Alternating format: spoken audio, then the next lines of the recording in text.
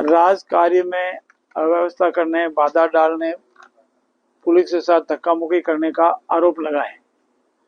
पूरी जांच के उपरांत कांग्रेस के समय का केस है, कांग्रेस ने मुकदमा दर्ज कराया, कांग्रेस के सरकार का समय का मुकदमा है और जांच भी कांग्रेस के समय हो गई पूरी। अब जो जांच हो गई जिसमें आरोपी पाया गया है तो सामान्य प्रक्रिया के तहत गिरफ्तारी होगी। न्यायालय में न्याय प्रक्रिया में विश्वास करना चाहिए, न्यायालय में जाए, अपना पक्ष रखे और जो भी कार्रवाई वो कार्रवाई करे। मुकदमा कांग्रेस के राज में दर्ज हुआ, जांच कांग्रेस के राज में हुई, आरोप बीजेपी पर लगा हुए, ये कांग्रेस की ओसी मानसिकता है और उनको आरोप लगाने के अलावा कभी उनको कुछ दिखता ही नहीं है। और कभी कहते हैं कि न्यायपालिका में विश्वास करना चाहिए। अब न्यायपालिका में विश्वास करे, अनुसंधान अधिकारी हमारे समय का नहीं है, पूर्व के समय का है, इसीलिए आरोप बेबुनियाद है। और न्यायिक प्रक्रिया में विश्वास करते हुए जो अनुसंधान अधिकारी ने गिरफ्तारी की है, मामला फाइल कोर्ट में जाएगी, अपना पक्ष रखे और अपना पक्ष रख करके जो भी न्याय कोर्ट से न्याय ले। इसमें कांग्रेस बीजेपी का प्रश्न नहीं है, न हमारा किसी के प्रति कोई द्वेष भाव है।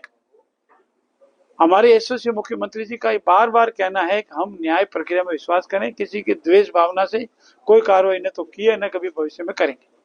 सर, मानसून आ चुका है, बनाट रोड आज भी जो है स्थिति लोग भय में जी रहे हैं। जोधपुर शहर के लिए ये दो अभी तक बहुत ही दुखद प्रक्रिया है। एक शायद इधर भैरव नाला हो और शायद इधर के नांदरी का नाला हो, ये दोनों पूर्ण नहीं हुए हैं। आरयूडीपीआई ने इस कार्य को पूर्ण नहीं किया और शहर को इस बरसात के मौसम में तकलीफ झेलनी पड़ेगी। हमने पूरा प्रयास किया, फिर भी अनेक कारणों से समय पर पूरा नहीं हुआ है। वाकई आपकी सही है और इसी वजह से ड्रेनेज डिस्टर्ब होता है, सड़कों पे पानी भरता है, ट्रैफिक जाम होता है, जनहानि होने की संभावना रहती है।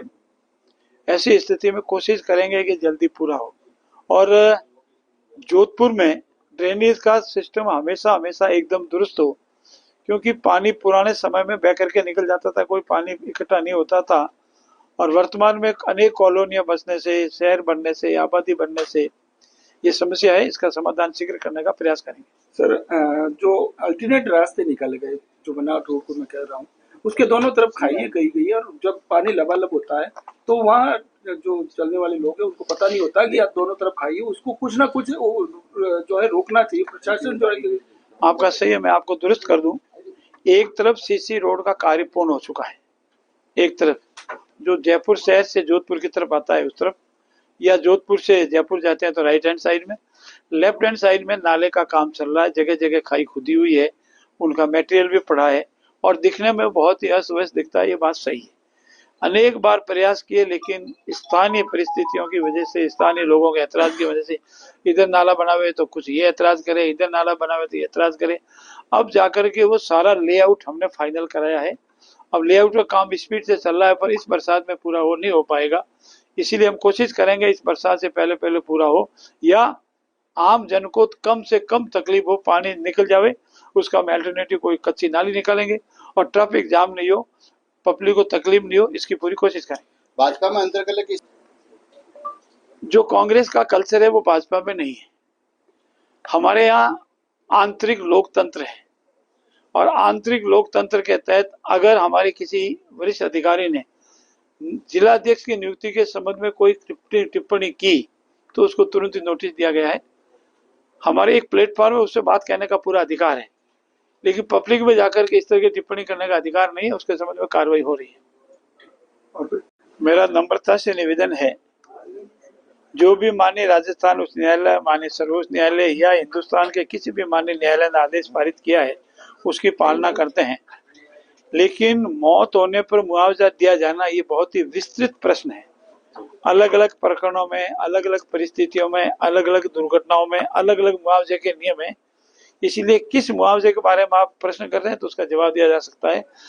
ये एक समग्र एक प्रश्न नहीं हो सकता। सर, जैसे आप विधि मंत्री है, न्याय की परिभाषा हो सकता है, जिस तरह से बड़े बड़े मुआवजे जो मांगे जाते हैं और सरकार द्वारा दिए जाते हैं, और सरकार भले ही अपने राजकोष से ना देती हो, लेकिन समाज सेवियों के द्वारा जो दिलवाए जाते हैं, इसको लेकर क्या वास्तव में इतना बड़ा मुआवजा दिया जाना चाहिए? सरकार ने अपने खजाने से नियमों के विपरीत कोई भी मुआवजा आज दिन तक नहीं दिया है, न दे सकते हैं। और सरकार कभी भी किसी को मुआवजा दिलाने के लिए या देने के लिए बातें नहीं करती है। अगर किसी समाज सेवी ने, किसी समाज ने, किसी दानदाता ने अपनी मर्जी से स्वेच्छा से कोई दिया तो इस पर सरकार का कोई नियंत्रण नहीं है। इसलिए इस संबंध में इससे ज्यादा अधिक कुछ नहीं कहा जा सकता। सर, एक प्रथा हुआ करती थी कुप्रथा मोताने की, क्या आजकल जो जिस तरह से धरने प्रदर्शन देकर बड़ी बड़ी रकम मांगी जाती है, क्या वो मोताने जैसी वो कुप्रथा को वापस नए तरीके से नहीं लाया जा रहा? मोताने की प्रथा आदिवासी क्षेत्रों में सुस्थापित प्रथा थी और प्रथाएं भी कानून का रूप लेती है कभी न कभी, लेकिन भारतीय संविधान ने इसको स्वीकार नहीं किया है। ऐसी स्थिति में जो स्वीकार्य नहीं है, संविधान के विपरीत है, कानून में अलाउ नहीं है, उस मोताना हो या कोई भी हो, उसको स्वीकार नहीं किया जा सकता और न राजस्थान की सरकार इसे कभी स्वीकार करेगी। अनिता चौधरी की हत्या के मामले में 50 लाख रुपए का मुआवजा जो दिया गया था सरकार की तरफ से, जो है उसमें आश्वासन दिया गया और यहाँ पर इसी सर्किट हाउस में वो पैसा दिया गया। सरकार ने उसमें कोई पैसा नहीं दिया, इतना मैं कह सकता हूं। और किसने दिया, कहां से दिया, इस बारे में मुझे व्यक्तिगत जानकारी नहीं।